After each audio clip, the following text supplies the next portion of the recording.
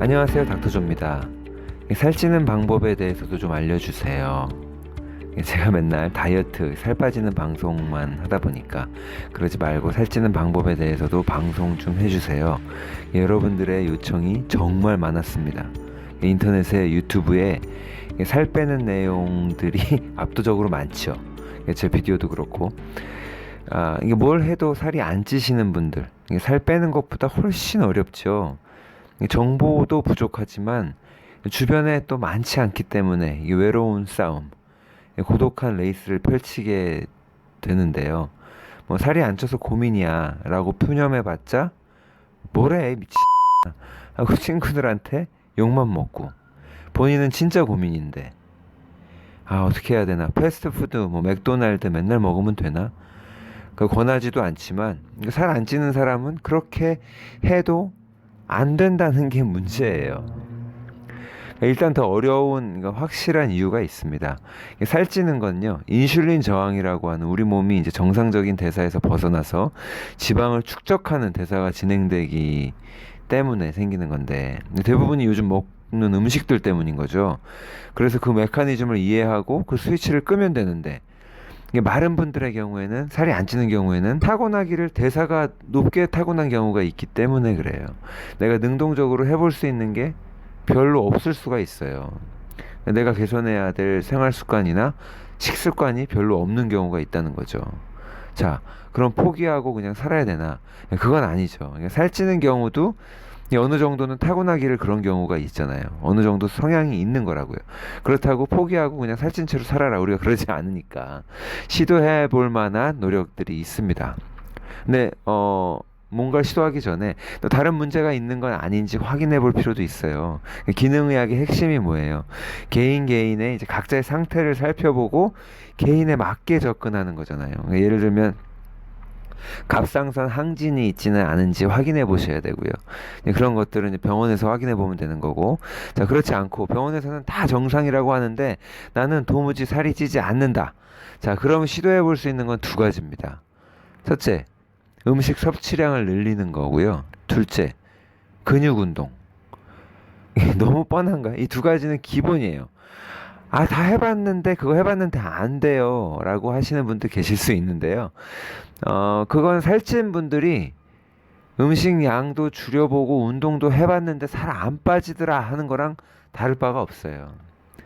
살 안 찌시는 분들을 보면 본인은 많이 먹는다고 말씀하시는데 자기 기준에 많이 먹는 거지, 다른 사람이랑 비교하면, 절대적인 관점에서 보면 확실히 적게 먹어요. 많이 못 먹어요.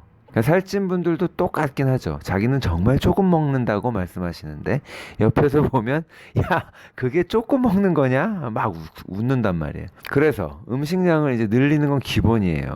근데 음식량을 늘리는 데 있어서 이 급한 마음에, 욕심에 한 번에 왕창 늘리면 잘못하면 배탈 나고 설사를 왕창 할 수도 있습니다. 살 안 찌는 분들이 설사도 잘해요.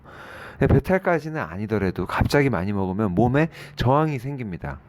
게다가 더 무서운 거는 심리적인 저항도 생길 수 있다는 거예요. 먹는 게 너무 힘든 거예요. 그럼 지속이 어렵고요, 오래 못 가요. 그래서 조금씩 늘려야 돼요. 이게 잠깐 폭식하고 많은 게 아니라 내가 음식량이 작은 거기 때문에 조금씩 그걸 늘려갈 거기 때문에 평소 식사량을 늘려가야 되는데 조금씩 밥 한 숟가락씩만 늘려가는 식으로 아주 조금씩만 늘려가도 계속 그 늘려갈 수만 있다면 뭐 한 달, 두 달 후에는 양이 많이 늘어날 수 있거든요. 그리고 먹는 음식의 내용은 사람마다 좀 차이가 있을 수 있죠. 근데 근육량을 늘리고 싶은 남자분이라면 단백질 위주로 먹어야 되는 거고요. 그리고 필요하면 프로틴 파우더도 좋다고 생각해요. 이게 아니면은 이제 곡물, 과일인데 탄수화물을 많이 먹으면 살찌는데 도움이 되는 게 맞습니다. 그렇다고 아무거나 막 정크푸드 먹으라는 말은 아니에요.